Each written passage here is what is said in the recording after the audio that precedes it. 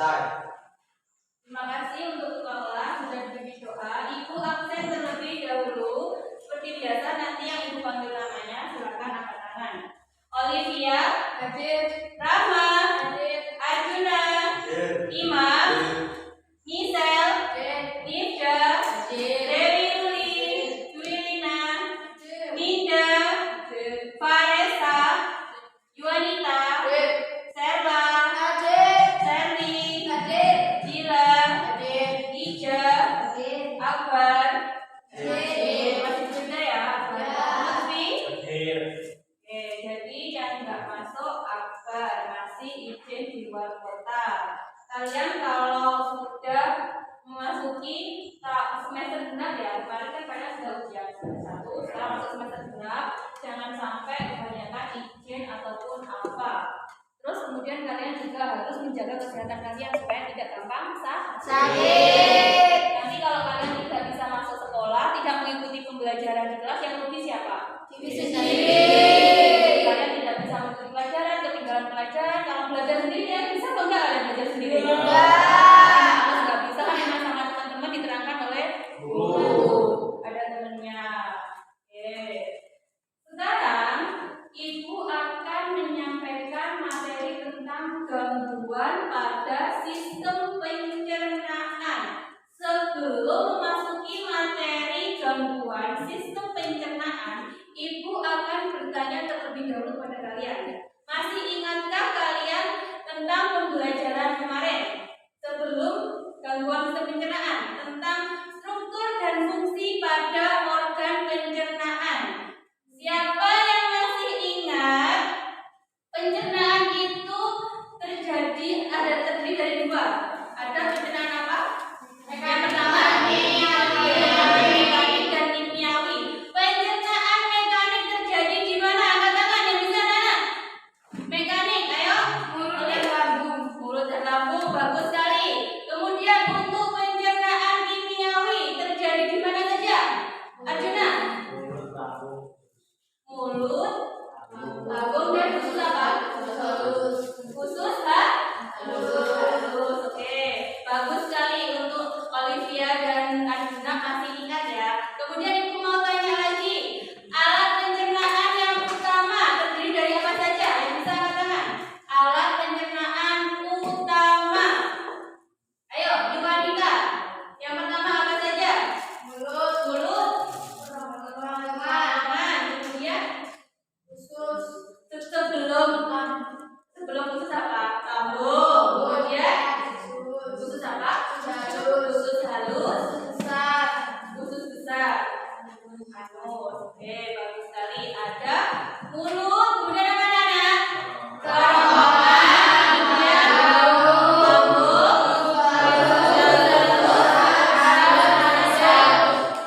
Anus. Ibu mau tanya lagi. Usus halus itu terdiri dari apa saja? Yang bisa angkat tangan. Ayo, nanti dapat tambahan nilai ini yang bisa. Usus halus terdiri dari apa saja? Ayo, Lutfi. Usus halus apa? Yang pertama usus 12 jari. Kemudian apa?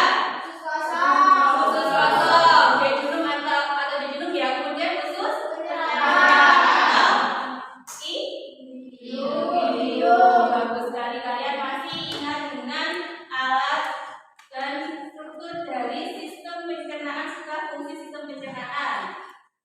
Kemudian untuk pembelajaran kali ini, kompetensi dasar yang harus kalian capai yang pertama adalah 3.7.1 mengenali hubungan antara struktur dan fungsi sel, menyusun jaringan pada sistem pencernaan dan mengaitkannya dengan nutrisi dan bioprosesnya sehingga dapat menjelaskan proses pencernaan serta gangguan fungsi yang mungkin terjadi pada sistem pencernaan manusia melalui studi literatur, pengamatan, percobaan, dan simulasi.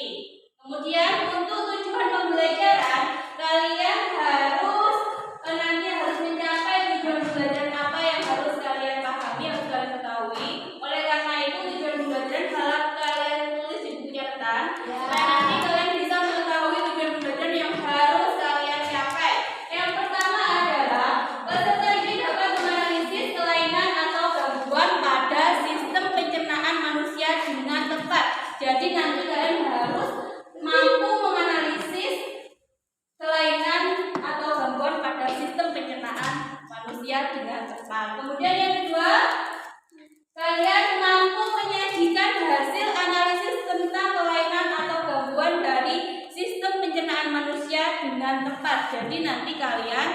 dibagi menjadi 4 kelompok. Setelah itu kalian melakukan diskusi dengan anggota kelompok, kemudian nanti kalian menyajikan dengan mempresentasikan hasil diskusi yang sudah kalian diskusikan dengan kelompok masing-masing. Sudah paham anak-anak cara belajarnya? Sudah. Sudah ditulis? Sudah. Sudah selesai ya? Sudah. Untuk setelah sudah pembelajaran, ibu akan menampilkan motivasi berupa masalah yang ada video. Silakan kalian amati video yang ada di depan.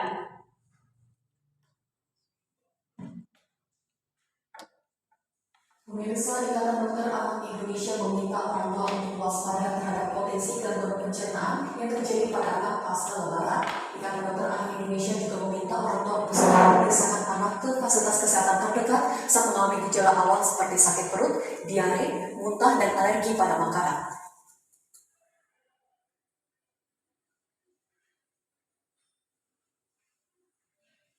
Ikatan Dokter Anak Indonesia meminta orang tua untuk mewaspadai potensi gangguan cerna pada anak pasca lebaran mulai dari sakit perut, diare, kembuh, mual dan muntah, konstipasi, hingga intoleransi dan alergi pada makanan. Ketua Unit Kerja Koordinasi Gastrohepatologi Ikatan Dokter Anak Indonesia Muzal Kadim dalam diskusi dari Selasa kemarin mengatakan, gangguan cerna kemungkinan besar terjadi pada anak karena perubahan pola kehidupan sehari-hari, kelelahan, stres, penurunan imunitas, makan tidak teratur, kurang tidur, dan berkumpul dengan banyak orang. Ia mengimbau orang tua segera membawa anak ke fasilitas kesehatan terdekat ketika mengalami berbagai gejala gangguan awal pencernaan tersebut, sehingga tidak perlu menunggu hingga parah seperti terjadinya muntah hijau. Kalau yang muntah yang biasa itu pun juga perlu diwaspadai, tapi kalau yang hijau itu lebih berbahaya. Ini kalau dari awal sudah muntah hijau tua itu mesti lebih waspada, karena itu kemungkinan merupakan suatu tindakan kemungkinan memerlukan pencegahan. Jadi lebih serius lah ya, itu tanda bahaya. Guna mencegah terjadinya gangguan pencernaan, orang tua harus dapat membiasakan anak untuk menerapkan perilaku hidup bersih dan sehat. Mengingat kesadaran pribadi dari para anggota keluarga merupakan pertolongan pertama yang bisa diberikan bagi kesehatan anak. Dari hasil video yang saya lakukan, kalian dapat memberikan tanggapan dari video yang ada di depan. Kira-kira apa tanggapan kalian? Tadi di depan ada video anak yang terkena apa? Gangguan pencernaan. Apa saja gangguannya? Diare, kemudian konstipasi tadi ya, kemudian apa lagi? Sembelit, apa lagi? Intoleransi terhadap organ sistem pencernaan. Kira-kira kenapa kok bisa anak tersebut terkena penyakit pada gangguan sistem pencernaan? Siapa yang bisa? Kalau diare tadi apa penyebabnya? Tadi kan di berita ditayangkan bahwa anak-anak terkena penyakit tersebut setelah apa tadi hari raya kan? Setelah hari raya. Kira-kira apa yang dimakan? Kenapa kok setelah hari raya banyak kasus melonjak anak-anak terjadi gangguan pada sistem pencernaan? Makanan apa yang dimakan biasanya kalau hari raya? Makan sembarangan. Ya makan sembarangan. Biasanya kalau hari raya kan disajikan banyak snack kan? Yang dimakan biasanya anak-anak sukanya apa sih? Ciki-ciki, kemudian apa lagi? Permen, kemudian jelly tersebut kan biasanya mengandung pewarna, apa lagi? Pemanis, kemudian apa lagi? Pengawet, ya kan? Jadi itu sehat apa tidak kalau dimakan? Tidak. Dan kalau biasanya hari raya silaturahmi setiap rumah ada makanan. Kalau anak tadi jualan mau apa tidak? Tidak. Makanannya kan terus-terusan ya. Nanti akan menjadi gangguan pada sistem pencernaan. Dari gangguan tersebut bagaimanakah bisa terjadi gangguan pada sistem pencernaan? Kalian sudah tahu belum? Belum tahu. Ya, oleh karena itu, karena kalian belum mengetahui bagaimanakah prosesnya bisa terjadi, maka ibu akan membentuk kalian menjadi 4 kelompok secara heterogen. Seperti biasa, nanti kalian akan diskusi dengan kelompok masing-masing yang terdiri dari kelompok heterogen menjadi 4 kelompok. Nanti kalian ada 3 penilaian yang akan ibu nilai. Yang pertama pembelajaran selesai, nanti kalian akan ada tes kognitif yang ada di mana? Di kuis. Itu untuk tes kognitifnya. Nanti di akhir pembelajaran, kemudian nanti ada penilaian afektif sikap kalian pada saat melakukan diskusi, dan ada juga penilaian psikomotorik pada saat kalian melakukan presentasi. Ada berapa penilaian anak-anak?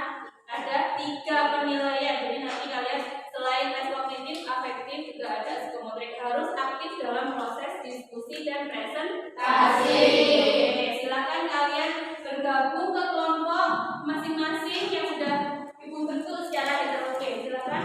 Nanti Ibu akan membagikan KBD.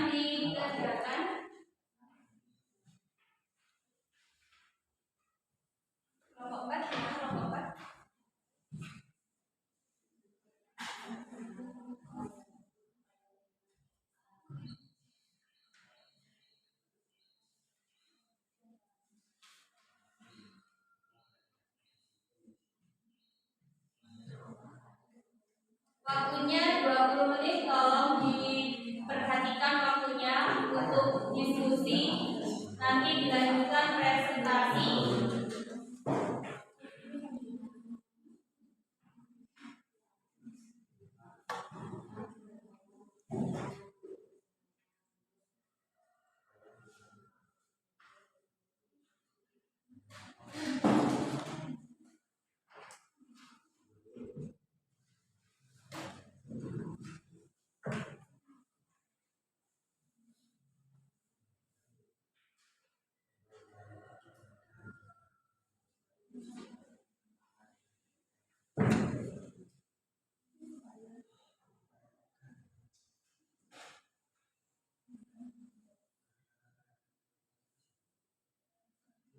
Yang kurang jelas bisa ditanyakan ke Bu Desi untuk LKPD-nya. Gimana nomor 2? Ada kendala dari LKPD? Ya, silakan dilanjutkan. Jadi kalian bisa anak-anak ya, kajian dengan bisa membaca buku paket yang sudah kalian miliki dan juga kalian bisa mencari di internet jawaban dari LKPD yang edukasi. Mana nomor 1? Mana nomor 1?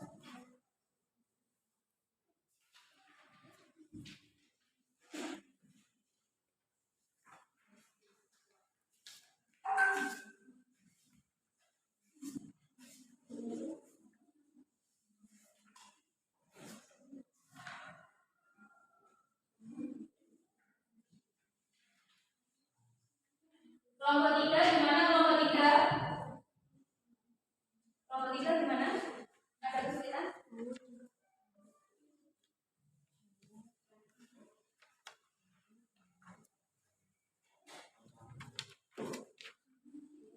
Jadi aku dari gambarnya berapa? Kemudian upaya contohnya apa? Nanti kita jelaskan.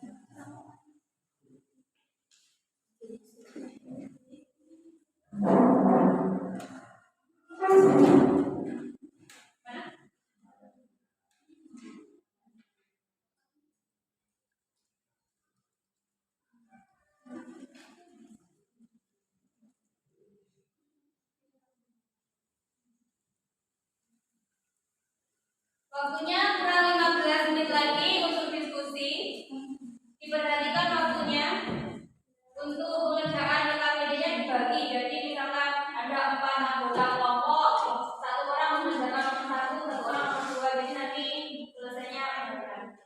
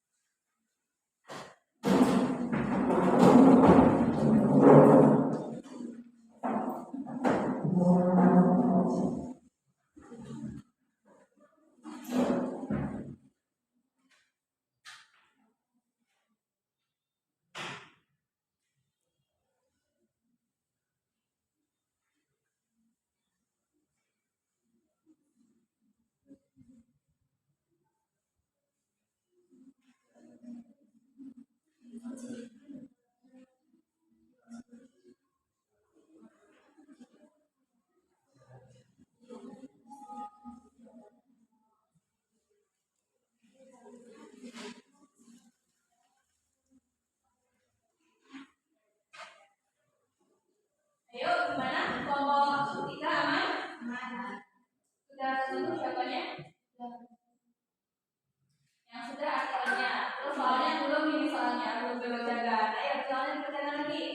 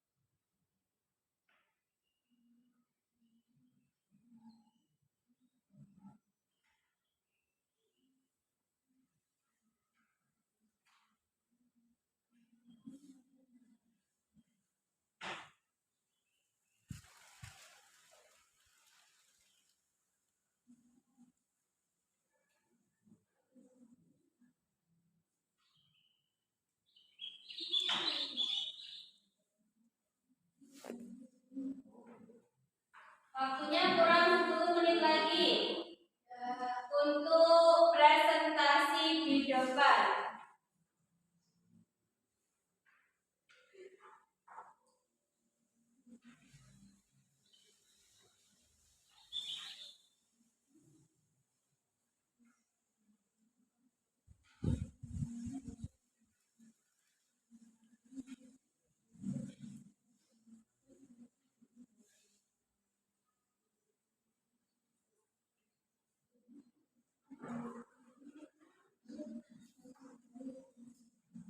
Kelompok 1 gimana?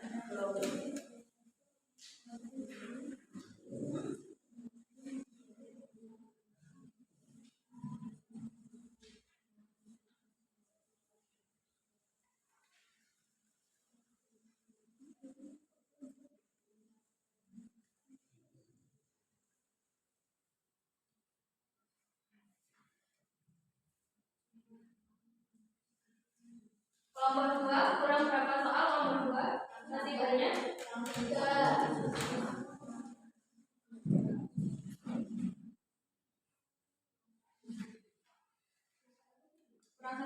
Artikelnya gimana? Sudah dikerjakan. Artikelnya kenapa? Diare. Ya. Kelompok 3. Kelompok 3. Artikelnya kenapa kelompok 3?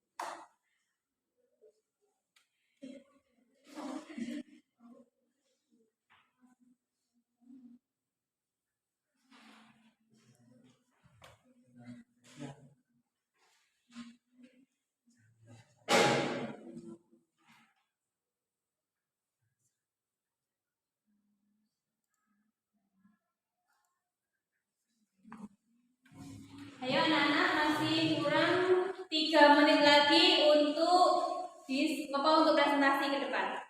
Ya, silakan diselesaikan. Nanti kalian bisa langsung diskusi dan presentasi ke depan.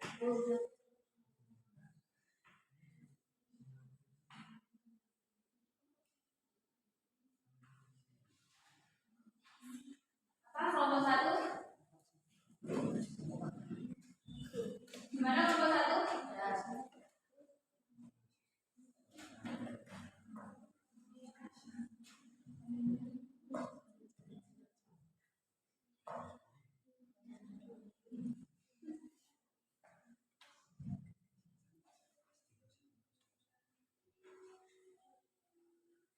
Yang sudah siap, kelompok berapa yang sudah siap? Kelompok 4 sudah selesai? Sudah? Belum? Kelompok 2 terlebih dahulu. Ayo silakan disajikan hasil diskusi dari kelompok 2. Tolong untuk kelompok yang lain nanti kalian menanggapi diskusi dari kelompok 2. Assalamualaikum warahmatullahi wabarakatuh. Waalaikumsalam warahmatullahi wabarakatuh. Kami dari kelompok 2 ingin mempresentasikan hasil diskusi kelompok kami. Perkenalkan, nama saya Faresa Sari Putri.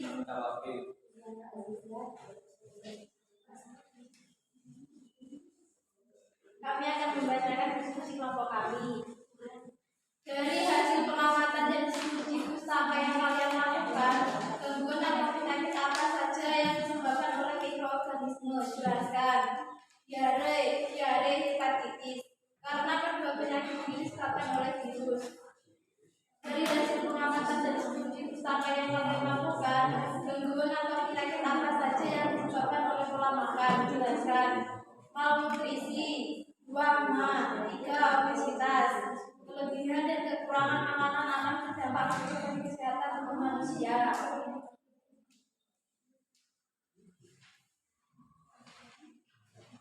Kemudian peningkatan kasus diare di Desa Anjang mulai terjadi sejak Minggu malam 12 Januari. Pihak Dinas Kesehatan Kabupaten Sigi mencatat hingga Senin 13 Januari 2020 warga yang terserang penyakit tersebut telah mencapai 114 orang. Dari jumlah itu, Dinkes Sigi merinci pasien rawat jalan sebanyak 105. Rawat inap 6 pasien rujuk 2 orang, dan 1 warga berusia 60 tahun meninggal dunia diduga karena diare. Penyebab diare disebabkan oleh infeksi virus atau bakteri di usus besar yang berasal dari makanan atau minuman yang dikonsumsi. Namun diare yang berlangsung lama dapat terjadi akibat peradangan saluran pencernaan.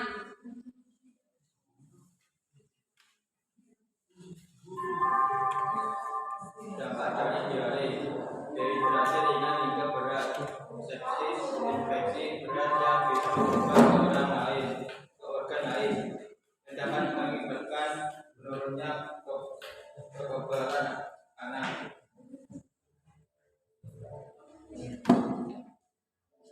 Cara mencegah terjadinya penyakit diare, selalu menjaga kebersihan dan diri dan makan, misalnya mencuci buah dan sayuran sebelum dimakan, tidak mengonsumsi makanan atau minuman air yang belum dimasak sampai matang, dan rajin mencuci tangan. ayo, ini anak-anak kelompok 2 sudah menyajikan hasil diskusi dari kelompoknya. Silakan yang mau bertanya, kelompok berapa yang mau bertanya? Ayo kelompok 4. Kenapa kalau minum air pecah bisa diare? Apa? Kenapa kalau minum air pecah bisa diare? Kenapa kalau kita minum air mentah bisa menyebabkan diare? Ayo, didiskusikan terlebih dahulu.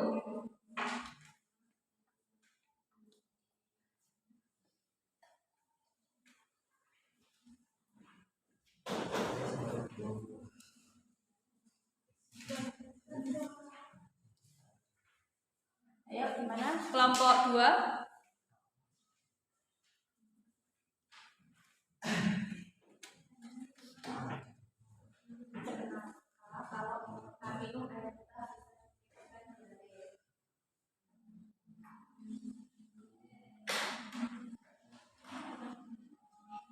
Yuk, mungkin kalau kelompok 2 sudah bisa menjawab, silakan dijawab. Kelompok 4 silakan diperhatikan jawaban dari kelompok 2. Air mentah mengandung bakteri coli yang dapat menyebabkan gangguan saluran cerna berupa diare. Ya, gimana kelompok 4? Mungkin Ibu akan menambah ya. Kalau kita minum air mentah air kan seharusnya itu ya apa kan anak-anak? Masak. Dengan suhu sampai airnya gimana? Mendidih. Ya kan? Kalau mendidih, misalkan air tersebut ada bakterinya, bakteri itu dapat mati kan? Kalau terkena panas. Jadi kalau kalian minum air mentah, bakteri yang ada di air tersebut langsung kalian minum. Apa yang terjadi dengan kalian? Nanti akan terjadi gangguan pada sistem pencernaan, ya kan? Menyebabkan diare. Selain diare ada lagi penyakit dari bakteri, ada disentri, ya kan? Juga pada sistem pencernaan. Kelompok lain yang mau bertanya lagi kepada kelompok 2? Pengobatan diare untuk anak-anak menggunakan obat apa? Pengobatan untuk diare pada anak-anak menggunakan obat apa?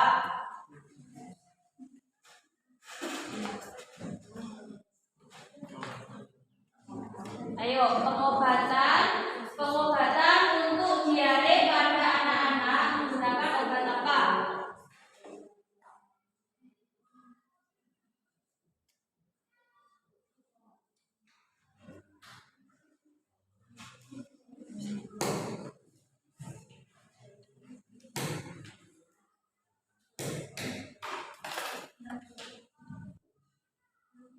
Obat diare untuk anak yang umum diberikan oleh dokter lakukan remigrasi oral. 2. Anti diare. 3. Probiotik. 4. Suplemen. 5. Antibiotik. Ya, gimana kelompok 3 dari hasil jawaban kelompok 2?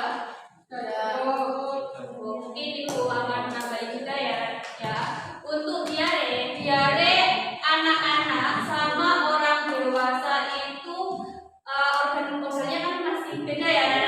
Kalau misalkan anak-anak kan masih belum bisa untuk dikasih obat dengan dosis yang tinggi. Biasanya kan ada takarannya kan. Kalau misalkan orang dewasa 3 kali sehari, anak-anak berapa?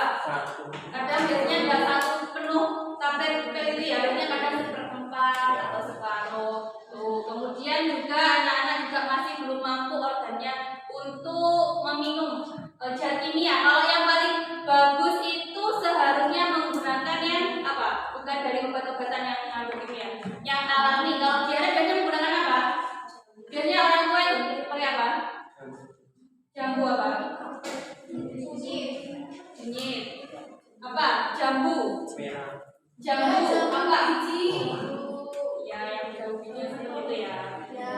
Ya, lebih baik kalian itu menggunakan obat-obatan yang alami daripada menggunakan obat dari pabrik. Masa anak kecil pernah enggak belum dapat gitu? Enggak pernah. Anak kecil enggak pernah kan? Enggak boleh, bukan obatnya. Jadi jangan sampai salah kasihkan obat kepada. Misalkan kalian punya adik umur 3 tahun sakit diare, kamu kasih dia obat? Enggak.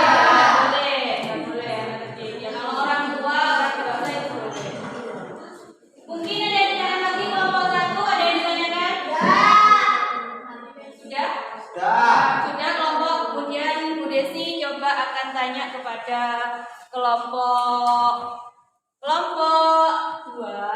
Tadi Bu Desi kan menerangkan tentang dari bakteri itu ada diare, ada disentri. Jelaskan penyebab dari disentri.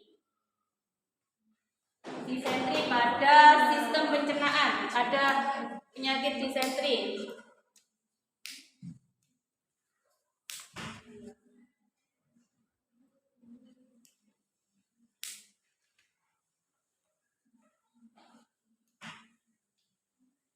Disentri disebabkan oleh adanya infeksi bakteri atau parasit. Ya, bakterinya apa namanya?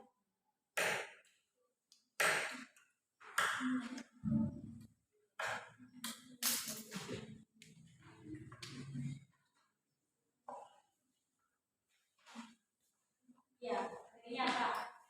Gimana?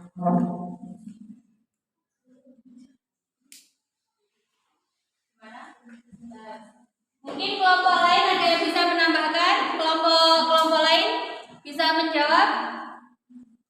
Kelompok 1, 2, 3, kelompok 1, 3, dan 4. Nama bakterinya apa, anak? Shigella. Mana itu? Jadi ada namanya bakteri dari genus Shigella dan Entamoeba. Apa itu? Holistica. Jadi itu penyebab dari penyakit disentri. Bisa diakhiri. Baik, sekian dari kelompok kami. Assalamualaikum warahmatullahi wabarakatuh. Ayo teman-teman.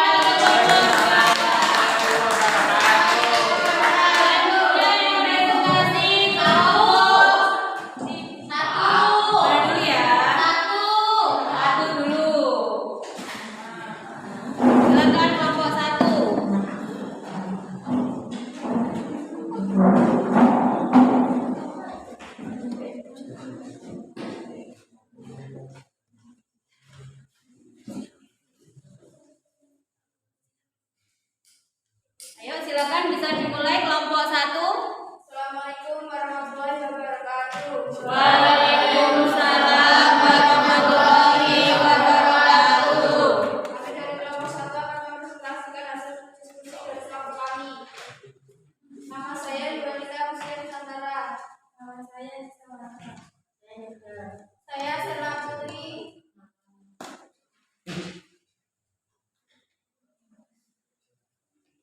Jenis gangguan atau penyakit. Malnutrisi. Organ yang mengalami gangguan atau penyakit semua organ. Penyebab gizi buruk. Akibat bagi tubuh, perut buncit, kurus, mata jatuh. Upaya pencegahan percepatan perbaikan gizi. Diare. Organ yang mengalami gangguan atau penyakit khusus. Penyebab kurang makanan serat. Akibat bagi tubuh fases yang dibuang dalam bentuk cairan. Upaya pencegahan makanan yang berserat. Organ yang mengalami gangguan atau penyakit lambung. Penyebab makan tidak teratur. Akibat bagi tubuh luka pada dinding lambung karena kelebihan HCl. Upaya pencegahan makanan teratur dan tepat waktu. Hepatitis. Organ yang mengalami gangguan atau penyakit hati. Penyebab infeksi virus pada makanan dan minuman. Akibat bagi tubuh berwarna kuning. Upaya pencegahan menjaga kebersihan makanan. Obesitas. Organ yang mengalami gangguan atau penyakit semua organ tubuh. Penyebab makan makanan yang banyak mengandung lemak atau fast food. Penyebab akibat bagi tubuh kelebihan berat badan. Upaya pencegahan menjaga kebersihan makanan. Mengatur pola makan.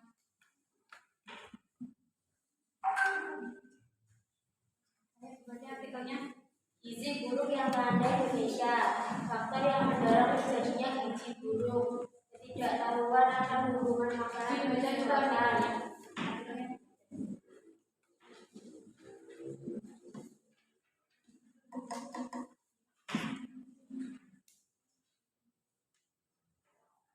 Gizi buruk yang melanda Indonesia apa yang salah? Dibaca semua artikelnya. Kelompok 2 tadi kan dibaca semua artikelnya. Itu artikelnya dibaca semua sampai bawah. Kondisi grafis asma dinilai sebagai salah satu pemicu atau KLB. Akses menuju asma memang tak mudah dengan berbagai medan yang berliku, mulai dari jalan yang sangat sempit, berbukitan hingga hamparan rawa-rawa tidak ada jalan raya hingga pintu transportasi utama hanya kapal dan perahu. Menteri Sosial Idrus Marham sempat mengatakan bahwa kondisi lingkungan di lokasi gizi buruk menjadi salah satu faktor sentral yang mempengaruhi kesehatan masyarakat setempat. Dia juga menyebut pola makan dan pola hidup nomaden sebagai penyebab. Merujuk pada Tempo, hidup asal sebenarnya bisa memperoleh gizi dengan mengonsumsi sapi dan ikan, tapi mereka sudah sangat jarang mengalir ikan dan mencari sapi. Tak semua warga memiliki perahu. Selain itu, masyarakat terbiasa mencuci ikan dengan air keruh dan berlumpur. Di sana, air hujan menjadi sumber air bersih satu-satunya untuk menunjang kehidupan. Sementara itu, Direktur Surveillance dan Karantina Kesehatan Kementerian Kesehatan Elizabeth Jessica mengungkapkan bahwa untuk imunisasi dan transfusi Kabupaten Asmat masih belum optimal. Bukan karena buktinya ada terhadap vaksin, melainkan dana yang tidak dijangkau. Tenaga kesehatan yang ada di sana juga minim. Meskipun Presiden Jokowi telah mencanangkan gerakan masyarakat hidup sehat atau GEMAS pada 2017 lalu, tampaknya program ini belum sepenuhnya efektif di Asmat. Dalam buku panduan GEMAS tertulis bahwa fokus untuk tahun 2016 sampai 2017 adalah agar masyarakat rutin beraktivitas fisik, mengonsumsi sayur dan buah, serta memeriksakan kesehatan secara berkala. Ancaman gizi buruk yang tak selesai. Papua bukanlah satu-satunya provinsi di Indonesia yang dilanda gizi buruk. Masalah ini terjadi di berbagai wilayah tanah air. Kementerian Kesehatan dalam buku saku pemantauan status gizi atau PSG tahun 2017 merilis jumlah kasus gizi buruk pada balita. Hasil pengumpulan satu gizi PSG tahun 2017 pada balita 0 sampai 69 bulan berdasarkan indeks berbeda atau berat badan menurut umur mendapatkan presentasi gizi buruk sebesar 3,8% dan gizi kurang sebesar 14%. Provinsi dengan gizi buruk dan gizi kurang tertinggi tahun 2017 adalah NTT. Kasus gizi buruk terjadi setiap tahun di NTT. Dilaporkan banyak anak memiliki indikator berat badan tidak sesuai dengan tinggi badan. Hingga kini, masalah ini masih sulit untuk diakhiri. Masalah gizi secara langsung dipengaruhi oleh faktor konsumsi makanan dan penyakit infeksi. Secara tidak langsung dipengaruhi oleh pola asuh, ketersediaan dan konsumsi pangan beragam, sosial ekonomi, budaya, dan politik. Kata Insinyur Dodi Iswardi MA dari Direktur Gizi Masyarakat Kementerian Kesehatan. Hasil warta Kementerian Kesehatan menyadarakan masyarakat akan pentingnya pola makan bergizi seimbang, terutama pada 1000 hari pertama kehidupan. Adalah salah satu kunci untuk mengatasi masalah gizi buruk. Kualitas gizi ibu maupun anak pada masa sebelum kehamilan, saat kehamilan dan saat menyusui harus diselaraskan demi menjaga tumbuh kembang anak. Ini merupakan periode sensitif karena akibatnya perlindungan terhadap bayi pada masa ini akan bersifat permanen dan tidak dapat dikoreksi. Jadi, intervensi percepatan perbaikan gizi juga tak hanya meliputi imunisasi, pemantauan pertumbuhan balita di posyandu dan promosi akses eksklusif, tetapi juga menguatkan pembangunan di luar sektor gizi dan kesehatan. Pemerintah harus lebih meningkatkan ketersediaan infrastruktur yang kini masih minim, koordinasi lintas sektor juga mesti mendapat perhatian lebih agar masalah gizi buruk tak terus-menerus membayangi anak-anak Indonesia. Sudah? Apakah ada pertanyaan dari kelompok lain? Tidak.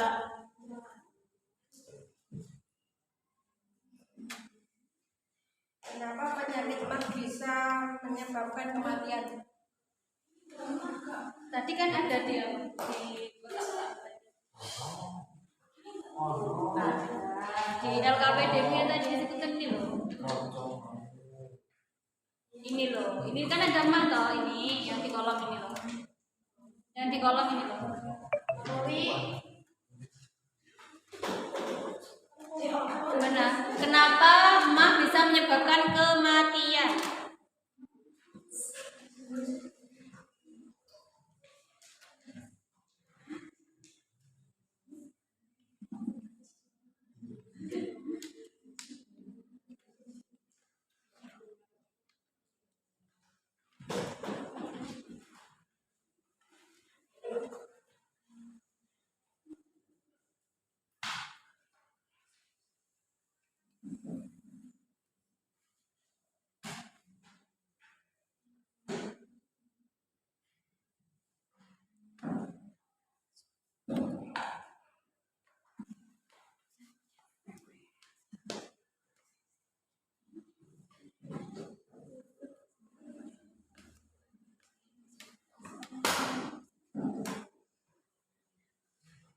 Gimana? Apakah penyakit kenapa kok penyakit mah bisa menyebabkan kematian?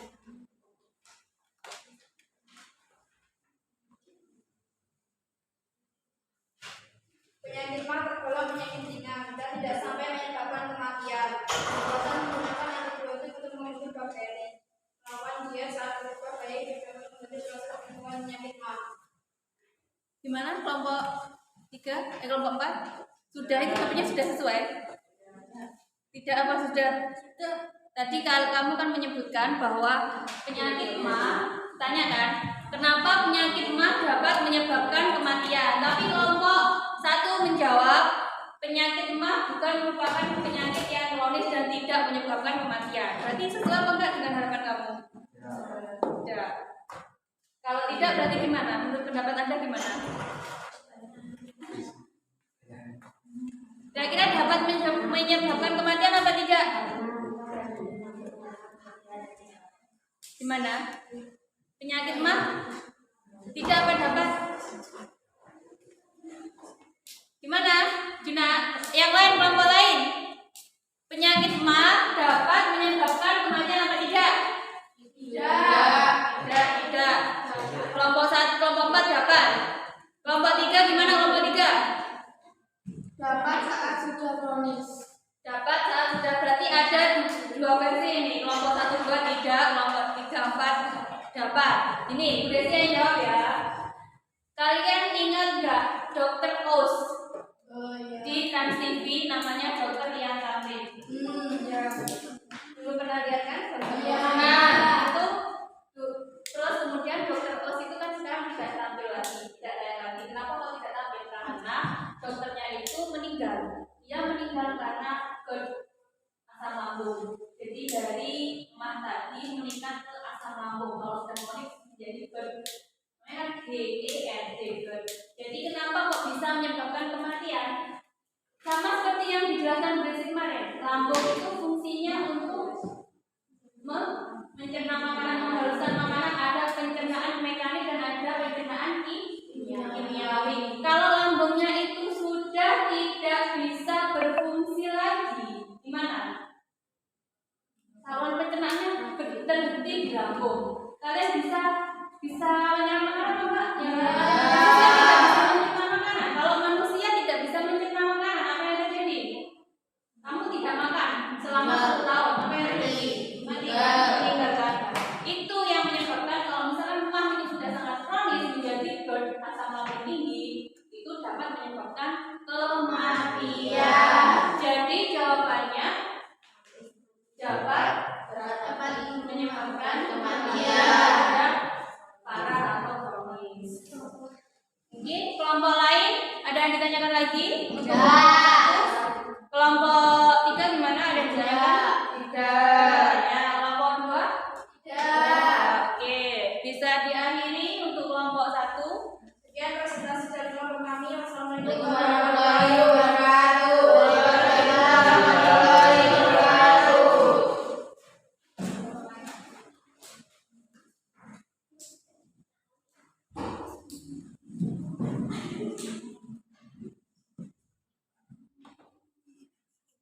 Ayo silakan yang belum presentasi berarti kelompok 3. Tadi kan pas sudah awal.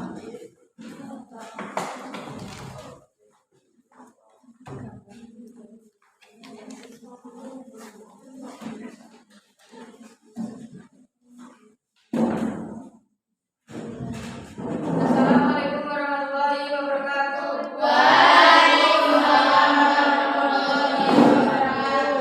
Kami akan mempresentasikan hasil dari diskusi kelompok kami. Namanya Bu Gusti Rahmawati Putri Dila. Artikel tentang topik mah. Gejala mah jangan dianggap sepele. Penyakit mah atau rasa tidak nyaman di daerah rohani disertai gejala lain seperti mual dan mengembung seringkali dianggap sepele oleh sebagian besar orang. Padahal ketika gejala berlangsung lama sampai menyebabkan kronik dan bisa tiba-tiba menjadi akut, dapat menyebabkan seseorang kehilangan nafsu makan yang kemudian mempengaruhi kesehatan. Pertama mesti tahu kalau sudah perih-perih kemudian minum obat biasa langsung muntah atau gejalanya tidak ada. Kasus seperti ini memang harus dibawa ke rumah sakit. sebab bisa menyebabkan seseorang kekurangan cairan, kekurangan elektrolit.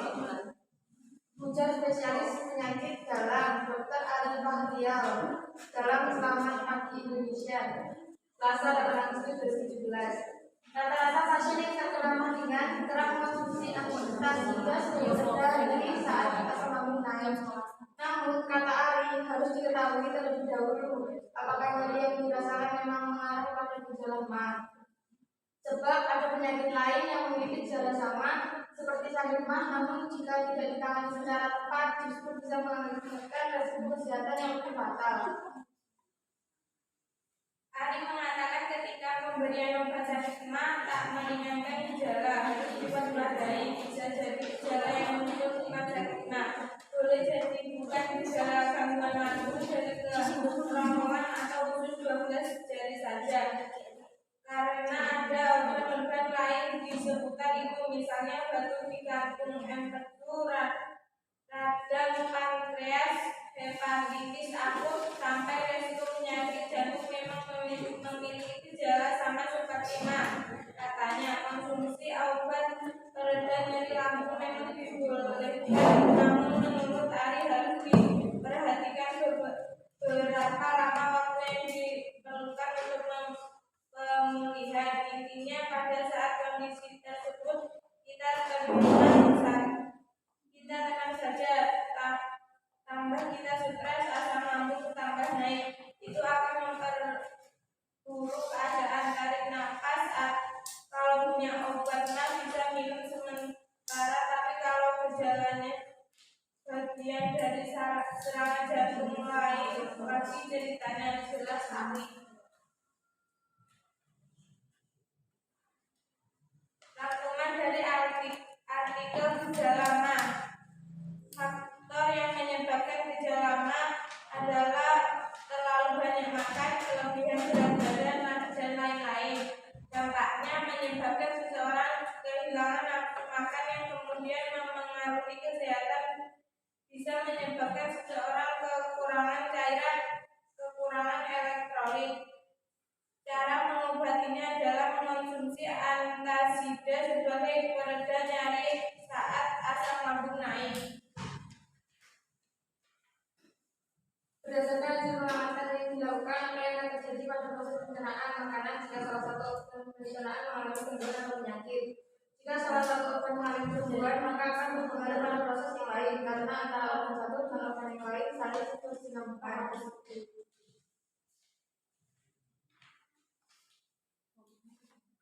Bahkan ketika kita makan penting sekali untuk mengunyah makanan dengan benar, supaya makanan bisa lebih halus dan supaya lambung tidak bekerja keras dalam merumat atau menghabiskan makanan.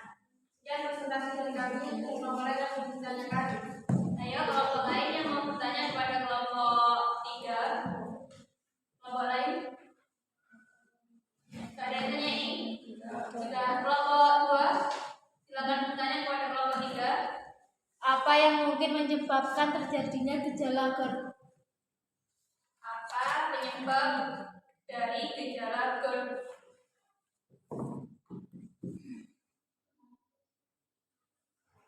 Langsung dijawab apa didiskusikan lebih dahulu?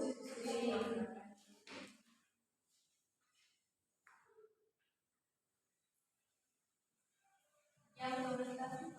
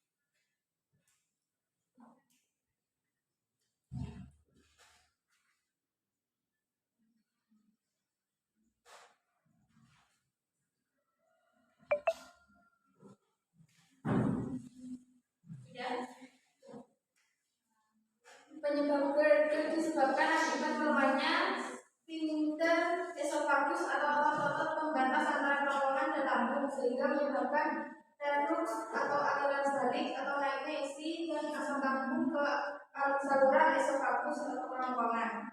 Baik. Cukup. Sudah cukup. Sekian presentasi dari kami. Wassalamualaikum warahmatullahi wabarakatuh. Ayo tepuk tangan. Silakan kelompok yang terakhir, kelompok 4, silakan presentasi maju ke depan.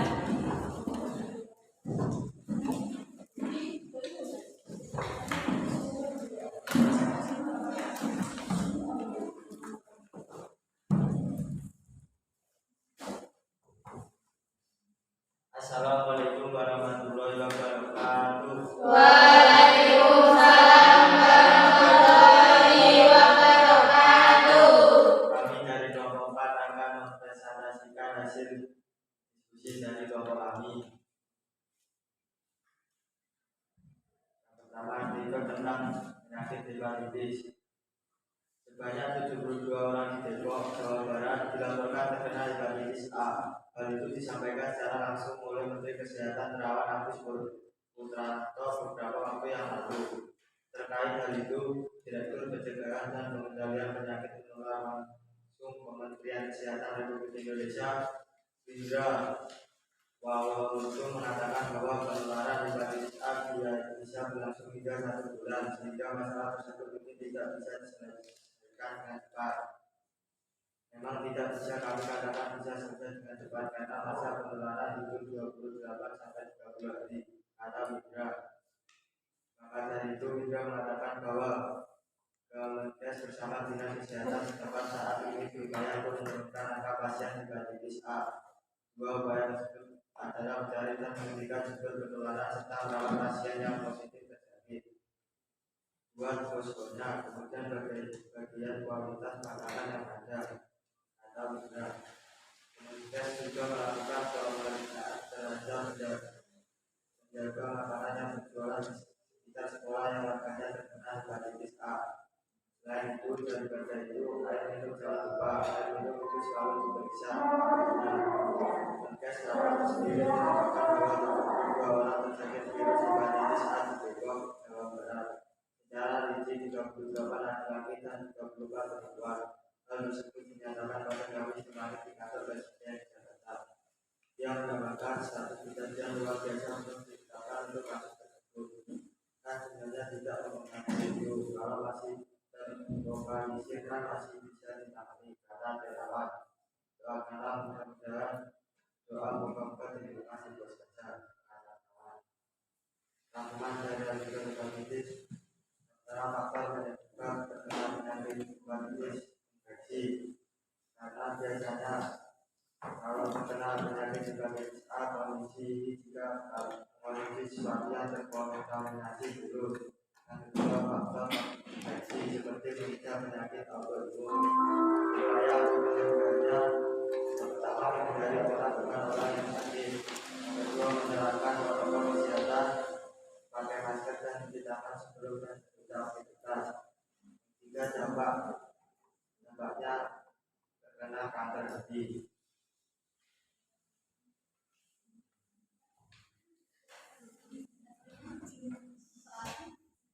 Ukuran tinggi badan dan massa tubuh kalian kemudian hidupkan analisislah indeks massa tubuh kalian untuk mengetahui termasuk ke dalam kriteria manakah IRT tubuh kalian rumus dan kriteria IRT bisa kalian lihat pada buku paket halaman 163. Kemudian data upaya apa yang bisa kalian untuk memperbaiki atau memperkenalkan agar IRT kalian tetap normal sehubungan dengan pola makan yang sudah kalian terapkan saat ini.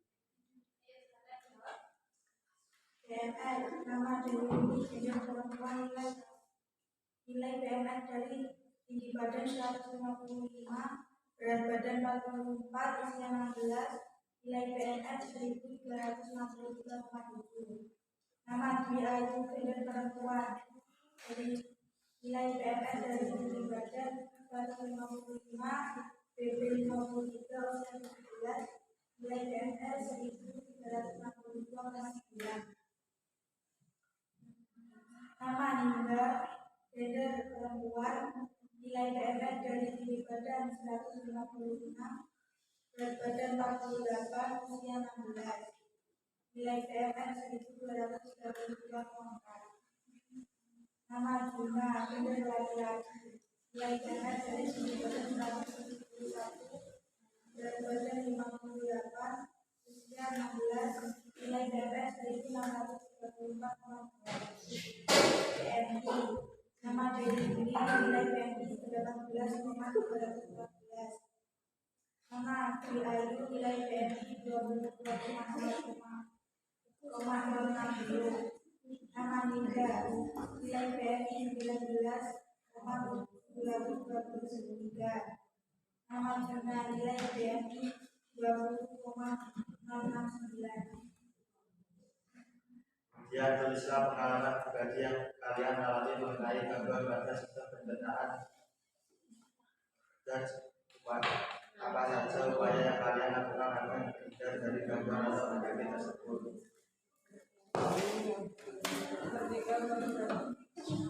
Ketika kebanyakan maka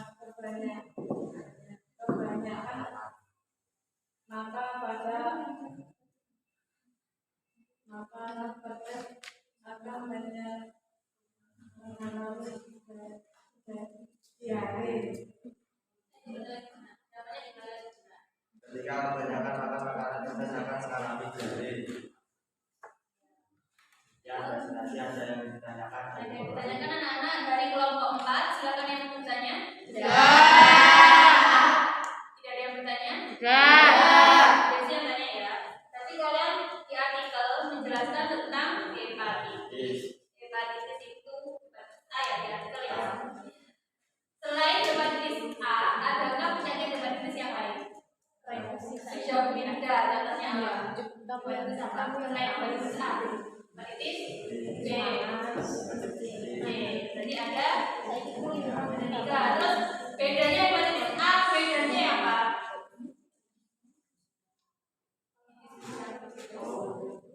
Bedanya apa?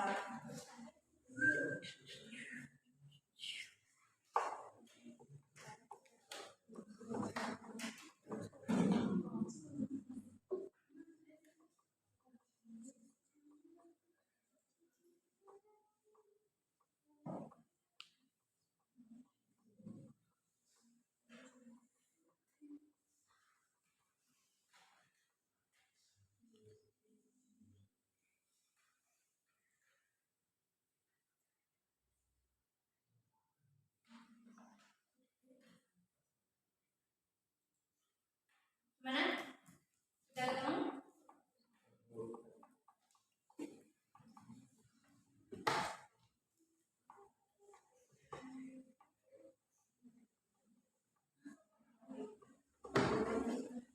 Mana? Bedanya dari virusnya. Ya, mana? Virusnya di mana? Bedanya dari virusnya. Virusnya di mana bedanya? Ayo, di mana virusnya? Kalau virusnya hepatitis A, apa nama virusnya? Yang B apa nama virusnya? Katanya bedanya hepatitis ada pada virusnya.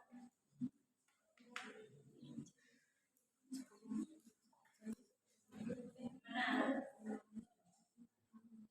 Mana kalau aku mana?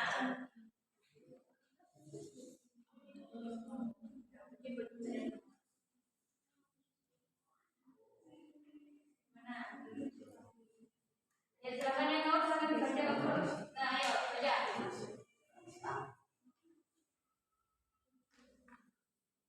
Kalau hepatitis A nama virusnya apa?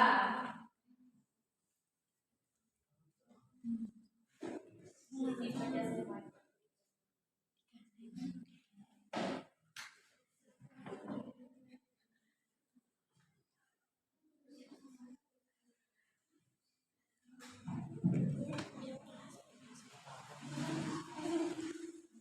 Ayo silakan dibaca. Jenis penyakit yang menyerang hati tersebut yang pertama adalah hepatitis A atau HAV. Virus penyebab gangguan di dalam kotoran seseorang yang telah terinfeksi dan paling sering ditularkan melalui konsumsi air atau makanan yang telah mengalami kontaminasi.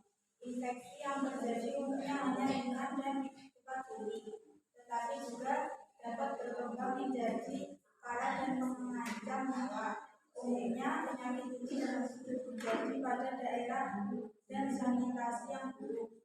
Hepatitis B, gangguan yang kedua dapat menyerang hati dan adalah hepatitis B. Perbedaan hepatitis B dengan yang lainnya adalah penularannya melalui paparan darah, air mani, hingga cairan tubuh lainnya. Selain itu, HPV juga dapat ditularkan kembali melalui air ibunya. Selain itu, transfusi darah dan berbagai suntikan narkoba juga dapat menjadi salah satu penyebab. Gangguan ini dapat lebih parah dibandingkan HBA karena dapat menyebabkan kanker hati dan darah. Hepatitis C, perbedaan penularan hepatitis C dengan yang lainnya adalah melalui paparan darah yang terinfeksi, seperti transfusi darah, injeksi, dan penggunaan narkoba suntik. Penularan HIV pada dasarnya sama dengan HPV. Selain itu, penularan melalui kegiatan seksual juga dapat terjadi meski terbilang lebih jarang. Sejauh ini belum ada vaksin yang digunakan untuk mengangkat HIV. Hepatitis D, gangguan ini hanya terjadi pada seseorang yang sedang mengalami infeksi dari hepatitis B. Infeksi ganda yang disebabkan oleh hepatitis B dan hepatitis B dapat menimbulkan penyakit yang lebih serius, bahkan sangat parah. Ya, jadi dapat disimpulkan ya Nana ya, dari hepatitis itu ada 3, A, B, dan C. Dari A, B, C yang paling parah yang mana? Kelompok 4. Yang C. Yang tidak begitu parah yang A, yang sudah sembuhnya itu A. Ciri-ciri hepatitis biasanya matanya di mana? Berwarna apa? Matanya berwarna kuning, kulitnya kuning, matanya kuning. Ya, biasanya itu ciri-ciri terkena hepatitis. Dari A dulu ke B baru ke C. Kalau C berarti sudah sangat parah. Paham? Sudah paham Nana? Ada yang lagi untuk kelompok 2? Ini kelompok 4. Sekian presentasi dari Bapak kami. Wassalamualaikum warahmatullahi wabarakatuh.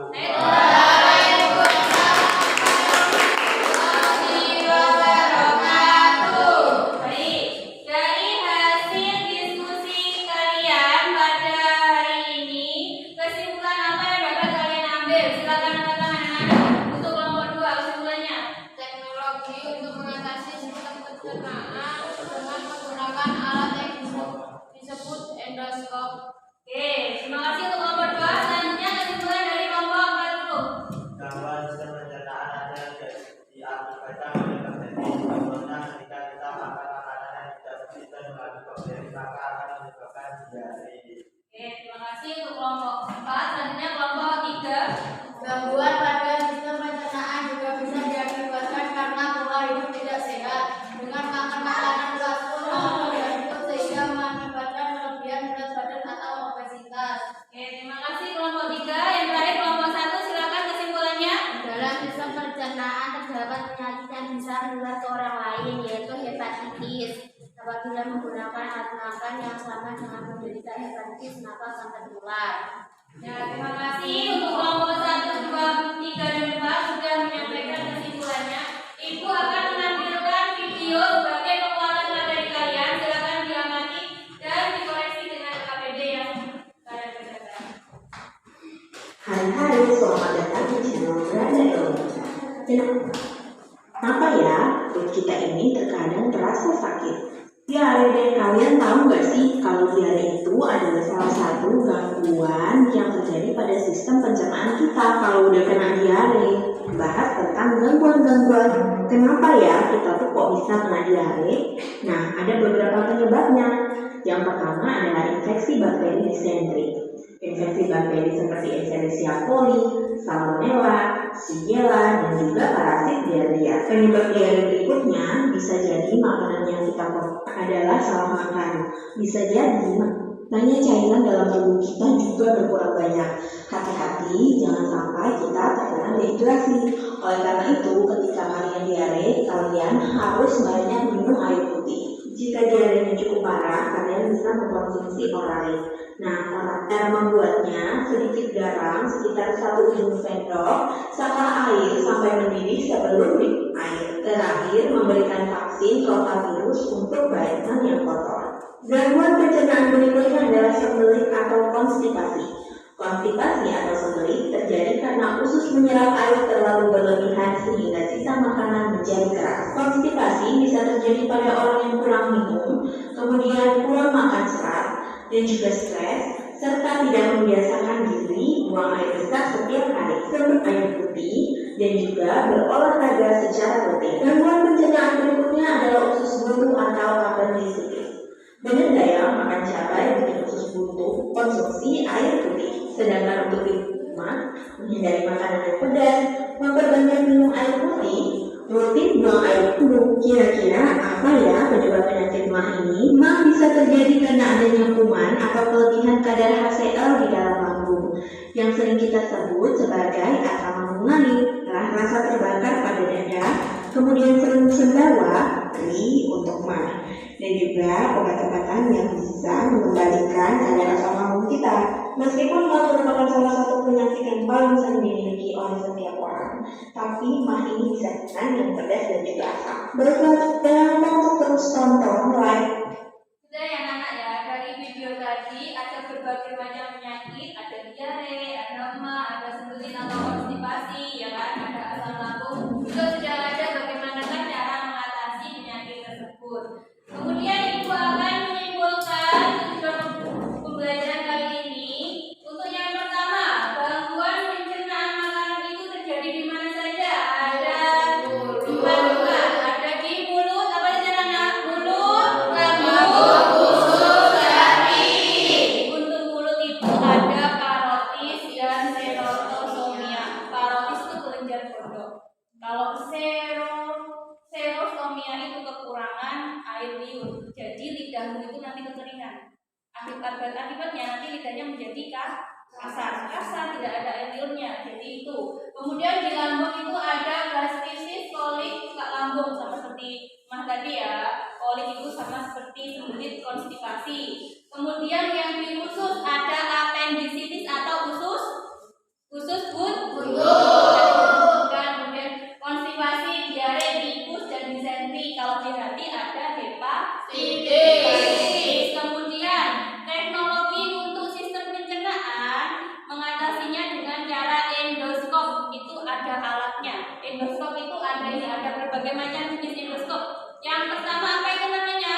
Feeding tube. Jadi kalau misalkan ada orang yang sakit, pernah lihat dilubangi tenggorokannya, dikasih selang, itu mengasihkan makanan itu kan disuntik ya. Tuh, itu namanya feeding tube. Kemudian gastroskop, endoskop khusus untuk memeriksa bagian organ yang ada di dalam perut. Jadi nanti dimasukkan alatnya, memeriksa organ.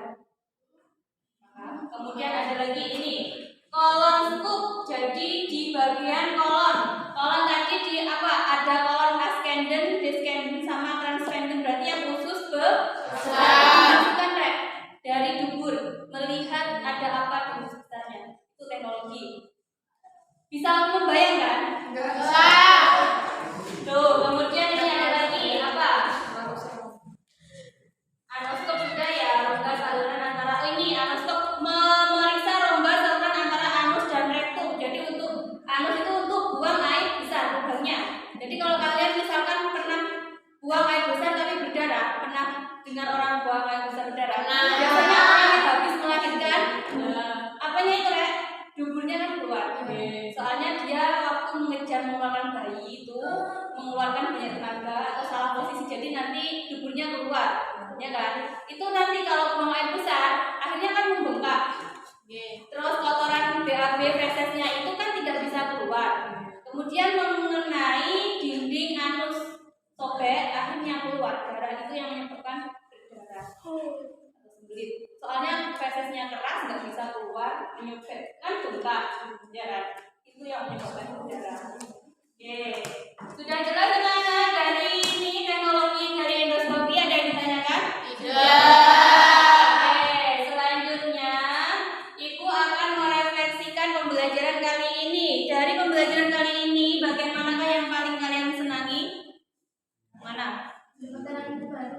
Mempunyai ilmu baru, mengetahui ilmu baru, kemudian apa lagi?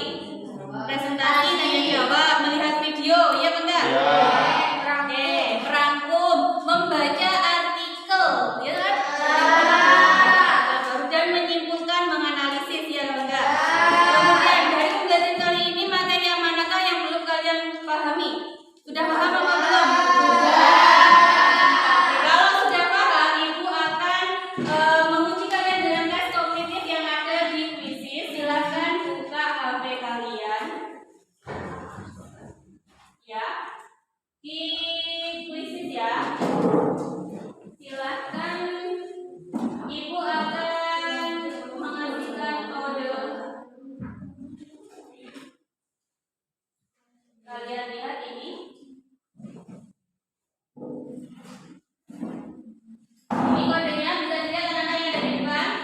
917031. Bisa langsung masuk.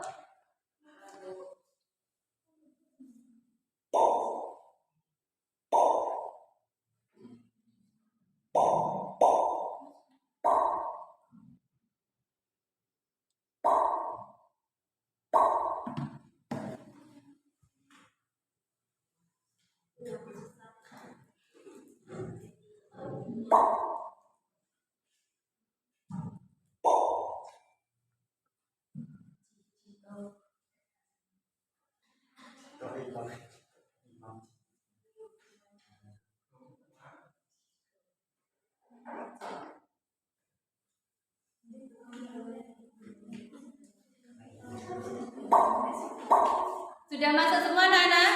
Sudah.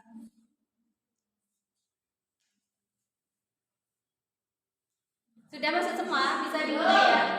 Belum? Masih belum? Ada berapa orang yang belum masuk? Ini masih 9, 10, 11 orang, kurang 5 orang. Kodenya 917031.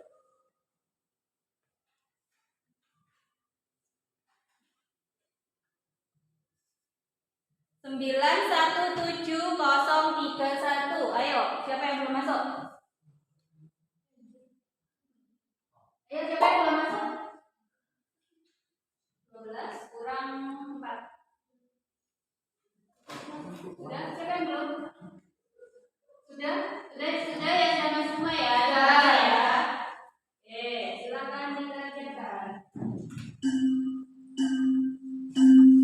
Dikerjakan sendiri, bukunya ditutup anak-anak. Ayo, bukunya ditutup.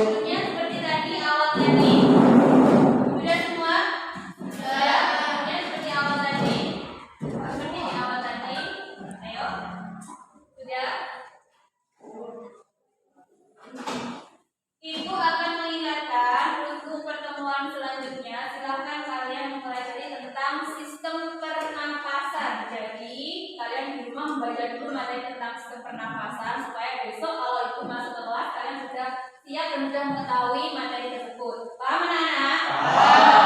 Oke.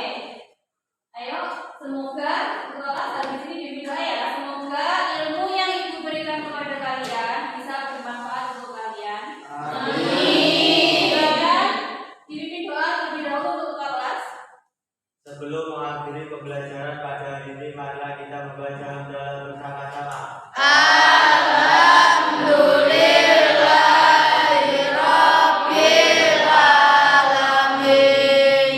Ayo bukunya dimasukkan ke tas dulu. Sebelum pulang dirapikan dulu itu bukunya. Masukkan dulu. Ayo dimasukkan dulu bukunya. Sudah semua? Sudah dibersihkan semua?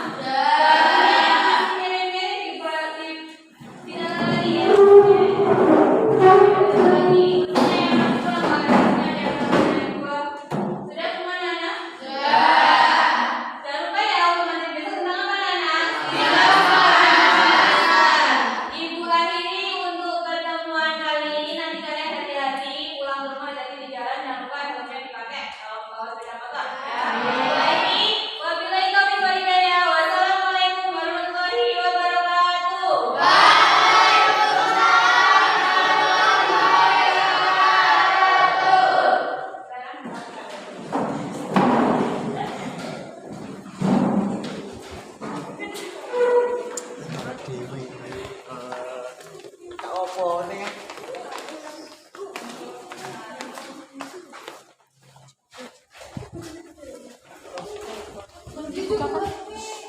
Bonep tahu.